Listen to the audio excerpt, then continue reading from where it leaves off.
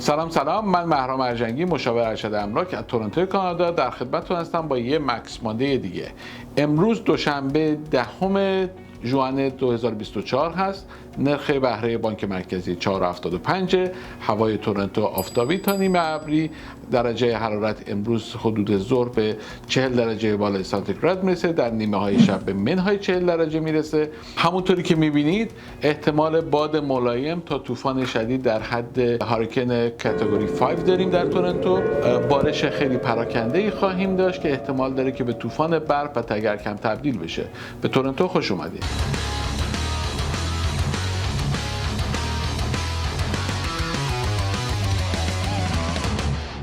خب همونطوری که در جریان هستید، در چهارشنبه گذشته بانک مرکزی کانادا با یک نرمش قهرمانانه 25% نرخ بهره بانک مرکزی را آورد پایین که مشت محکمی باشه در دهان استکبار جهانی و کسانی که میگفتن که ما باید اول حتما امریکا فدرال رزرو نرخ بهره رو بیاره پایین و ما بعد اونا رو فالو کنیم.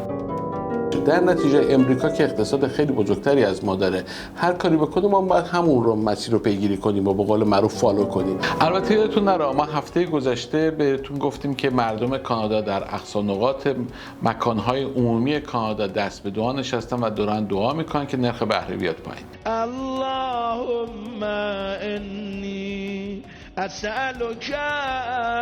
اینه که نتیجه اخلاقی ذکر کار میکنه. باورتون نمیشه، فکر میکنه آقا محمد رضا گلزاد چجوری سوپر استار شده. خودتون تماشا کنین. آدمایی که تو زندگیشون موفقن، آدم بی‌اعتقاد هیچی تو زندگیش ندارد.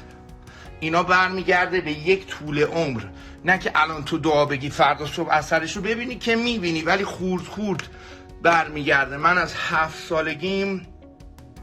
7 سالگی این کارا رو کردم و من علیه السلامم نیستم. الان یه سری شروع نکنید ماجرا ساختن، ولی من از همه دنیا بیشتر ذکر گفتم تو زندگیم. دوستتون دارم. خداحافظ. البته منم علیه السلام نیستم ولی خدایی یه سفره بی شنبه نصب کردم برای جولای 24 که نرخ بهره رو بانک مرکزی 0.5% دیگه بیاره پایین. تازه یه شعله زردم زدم تنگش برای سپتامبر، اگه 25% هم اون موقع بیاره پایین. حالا از شوخی گذشته خود جدی بشیم، ببینیم که چطور شد که اینجوری شد.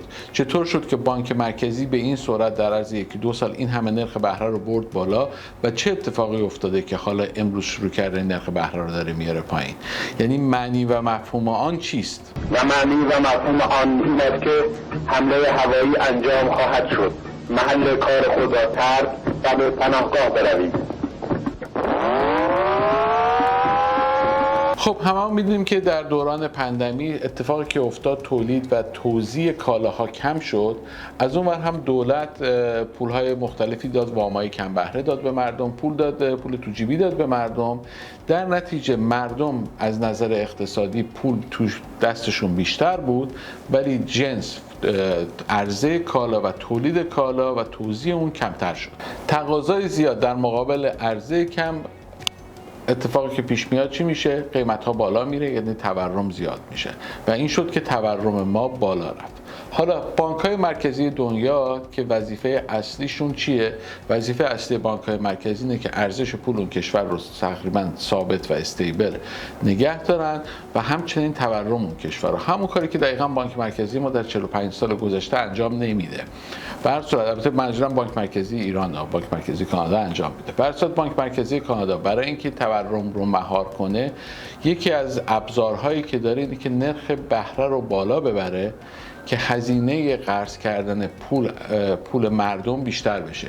یعنی هزینه لاین اف کردیت، هزینه کردیت کارتا، مورگیج پیمنت ها، وام ماشین و هر چیزی که مردم میرن باش در حقیقت پول قرض میگیرن و یه جنس رو میخرن، هزینه‌اش رو بالا ببره که این کار رو نکنن. یعنی کمتر جنس بخرن، کمتر مسافرت برن، کمتر غذا بخورن، یعنی سفرهشون کوچیک‌تر بشه تا تورم بیاد پایین. یعنی خلاصه به زبان معمولی بگم که آقا مردم باید میپکیدن تا بانک مرکزی و اقتصاد به این نتیجه میرسید که یواش یواش اقتصاد ما داره کوچیک میشه، حالا نرخ بهره رو یواش یواش کم کنیم. البته فراموش نکنیم همه اینا با هماهنگی دولت فدرال انجام میشه که هر وقت قرار باشه پولی از جیب مردم بکشن بیرون، As the federal government we will always be there.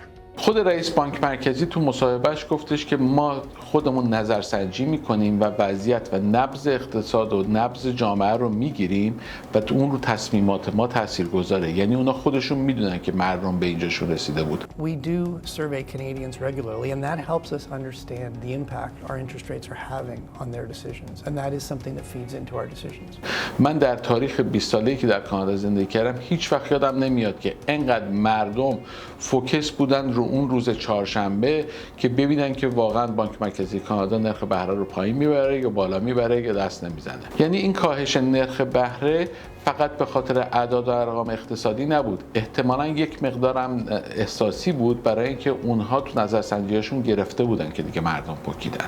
مردم تو این 2 سال گذشته حسابی در و داغون شدن، ولی خانم کریستیا فریلند یا البته این دفعه نمیگم احمد خطرشون که احمد خطر مثلا دیپلم اقتصاد داره، خانم کریستیا فریلند وزیر اقتصاد ما دیپلم اقتصاد هم نداره، اینا رو نمیگم. اگه خواستین این ویدیوشو ببینیم بریم ویدیو انتخاب اسلحه این سمتی این ویدیو رو ببینین، کلیک کنین روش یا اینکه برین تو کانال یوتیوب اون پیداش کنین و ببینین.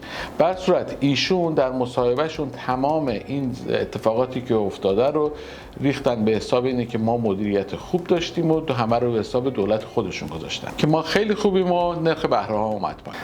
انگار نه انگار که در 2 سال گذشته این مردم در و داغون شدن و پدرشون در اومده تا تونستن این همه مورگجا و وام ها رو با بهره های بالا پرداخت کنن، تا جایی که بیزنس هاشون از دست دادن، بازنشستگی هاشون از دست رفت، خونه هاشون از دست دادن، سلامتیشون از دست دادن. چه کسانی که قشرهای مستضعف و پابرهنه این جامعه اند که گرانی رو تحمل میکنن، کمبود رو تحمل میکنن، تاریکی شب رو تحمل میکنن، در اجتماعات اسلامی شرکت میکنن. چه کسانی که سلامتیشون رو از دست دادند و در این دوران این در 2 سال گذشته به خاطر فشارهای روانی و مالی مریض شدن، سکته کردن و حتی بعضی هم از دنیا رفتن. همه اینا رو خانم کریستیا فریلند گذاشت کنار و گفت فقط ما خوبیم، کار ما بود کردیم و هنر ما بود که الان این نرخ بهره را آوردیم پایین. این همه فداکاری مردم کانادا که عملاً روی اقتصاد جهادی رو سفید کردن، همه به یه طرف، ایشون اصلا حساب نکرد که مردم همه تحمل کردن، همه رو ریخت به حساب خودش. The Bank of Canada lowered interest rates. A truly welcome moment for Canada and for all Canadians.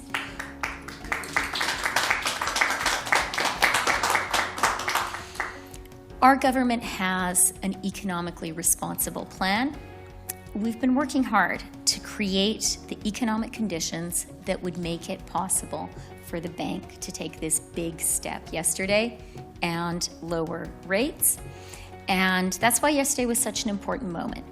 We saw the fruit of all of our hard work. ولی حالا که 25% نرخ بهره کم شد، چه اتفاقی خواهد افتاد؟ خیلی معتقدن میگن که آقا 25% وقتی نرخ بهره رو پایین میاره، یعنی وقتی که بهره ها بالا رفت و حالا یه دونه کات کردن 25% اومد پایین، اینجوری نیستش که بانک مرکزی 2 سال وایس 25% رو فقط کم کنه و 2 سال نگاه کنه. این نشون دهنده این هستش، تغییر رویه بانک مرکزی هستش که این همه که بالا رفته، این مریض الان اگر که بهش نرسیم، اکسیژن نرسیم، اینجوری دوب میفته پایین. در نتیجه اینو باید ببرنش توی اورژانس و بهش اکسیژن تزریق کنن. اکسیژن هم تزریق کنی با یه فس اینجوری بزنی، این مریض بر نمیگرده. در نتیجه این مریض رو باید به ماسک اکسیژن وصل کنی، همینجوری مرتب اکسیژن بهش برسه تا این مریض برگرده. یعنی اینکه این کاهش نرخ بهره 25% یک بار نخواهد بود و به صورت متداوم در 1 سال یا 2 سال آینده اتفاق خواهد افتاد. یعنی ما همینجوری احتمالاً نرخ بهره های بیشتری رو می‌بینیم که کاهش پیدا خواهد کرد. هر چقدر نرخ بهره پایین بیاد، مردم بیشتری میتونن پول قرض کنن، خونه بخرن، بیزنس بخرن، لباس بخرن، ماشین بخرن، موبایل بخرن، کامپیوتر بخرن، لوازم بخرن. در نتیجه هر چقدر نرخ بهره بیشتر بیاد پایین، مردم قدرت خریدشون بیشتر میشه و وضعیت اقتصادی از این رکودی که هست میاد بیرون و شروع میکنه راه افتادن و امیدواریم که در 1-2 سال آینده با اون رونق اقتصادی که قبلا توش بودیم و همه چی خوب و تر و تمیز و مرتب بود برسیم و از این وضعیت خراب و نکبتی امروزی خلاص بشیم. خب الان میریم سراغ قرعه کشی. اگه هفته پیش یادتون باشه یه قرعه کشی گذاشته بودیم، کسایی که فکر میکنن نرخ بهره میاد پایین یا میره بالا یا هر اتفاق قرار بود بیفته رو اونجا کامنت کنن برای ما توی کانال اینستاگرام و تو کانال یوتیوبمون که $100 بهشون گیفت کارت آکسفورد رو بدیم که مالهای آپر کانادا مال و یورکدل و اسکاربرو تاون سنتر و یه مال دیگه هم بود که یادم نیست. به هر صورت این مالها رو میتونن برن توش خرید کنن.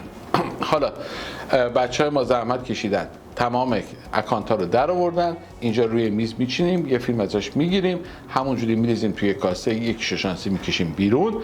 اون کسی که برنده هستش لطفاً تا هفته آینده با من تماس بگیره 416 880 6834 که هماهنگ کنم باهاش که تشریف بیارم و کارتشون رو دریافت کنم. اگه این سبک ویدیو رو دوست دارین لطفاً با دوستاتون شیر کنین، ما رو لایک کنین، با دوستاتون معرفی کنین ما رو و حتما یادتون نره که برین یوتیوب چنل ما رو سابسکرایب کنین و اون زنگوله رو کنارش فشار بدین که دوشنبه اولین نفری باشین که مکس ماندی مکس ماندی رو میتونید تماشا کنین. مکس ماندی بهتون تماشا بشه. در صورت ما خیلی تلاش میکنیم که مطالب مرتبط به بازار مسکن و زندگی در کانادا رو در بیاریم، در طول هفته اینها رو خلاصه کنیم و هر دوشنبه بدیم بیرون.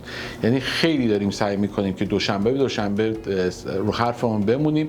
بعضی وقتا سه شنبه میاد بیرون، شرمنده دیگه کاریش نمیشه کرد، ولی خیلی روش وقت میذاریم. اینه که واقعا لایک کردن شما، شیر کردن شما با دوستانتون و پروموت کردن ما خیلی به ما بیشتر کمک میکنه که ما بیشتر دیده بشیم. ممنونم که ما رو شیر میکنید.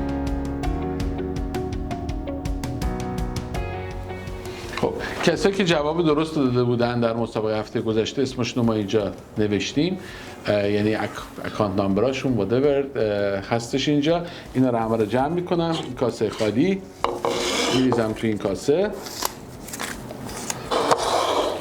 خب اینو اینقدر برش میگردونم، یه دونه رو میکشیم بیرون ببینیم کیه. محمد AST. آقای محمد AST لطفاً با من تماس بگیرید. شما برنده جایزه $100 گیفت کارت ما از مسابقه هفته گذشتهمون هستین.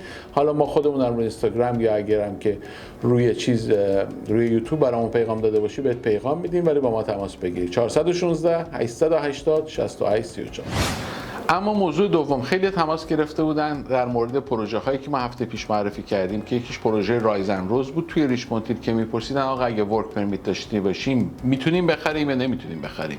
بله، اگر ورک پرمیت داشته باشین تحت شرایطی میتونیم بخرید که اگه میخوایم بدونید که این داستان چیه و چجوری میتونید توی پروژه رایز اند روز فاز دوم سرمایه گذاری کنید، حتما با یکی از اعضای تیم ما که روی صفحه اسمشون میاد و شماره تلفنشون هست تماس بگیرین یا با خود من 416 880 6834 تا بهتون بگیم که چجوری میتونین با ورک پرمیت توی این پروژه خریداری کنید. ضمن برای کسی که علاقه‌مند به خرید فلوریدا بودن و توی وبسایت ما buyflorida.ca ثبت نام کرده بودن، بهتون خبر بدم که مدیر دفتر فلوریدای ما این هفته وکیشن هست، هفته بعد میاد و توی هفته بعد با همتون تماس میگیره و هماهنگی لازم رو انجام میده. اطلاعاتی که میخوایم بهتون میگه در مورد مورگیج اونجا، در مورد خریدات تو فلوریدا. و برای کسایی که در وبسایت buycyprus.ca ثبت نام کرده بودن، آفیس منیجر ما توی قبرس با که اونها تماس گرفته، اونایی که تلفنشون رو برداشتن ایمیلاشون رو جواب دادن، باهاشون هماهنگی لازم رو کرده و اگه علاقه‌مند به خرید در قبرس شمالی هستین برین توی buycyprus.ca ثبت نام کنید که باهاتون تماس بگیره، هماهنگی لازم رو انجام بده. اگر خواستید بازدید کنید در قبرس شمالی، هزینه‌های در حقیقت اسکان شما در مدت که در قبرس شمالی خواهید بود رو براتون پوشش میدن و شما فقط هزینه بلیط رفت آمد رو باید بگیرید تا بریم ببینین اونجا چجوری میتونید سرمایه گذاری کنید. به هر صورت خیلی ممنون که این هفته با ما بودین. تا هفته آینده و مکس ماندی دیگر، خدا نگهدار. اکسیژن هم تزریق کنی با یه فس اینجوری بزنی این مریض بر نمیگرده، در نتیجه فس فس فس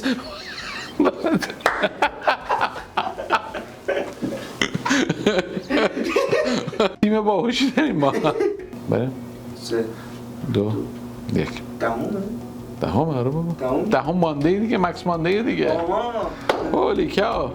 در نتیجه فس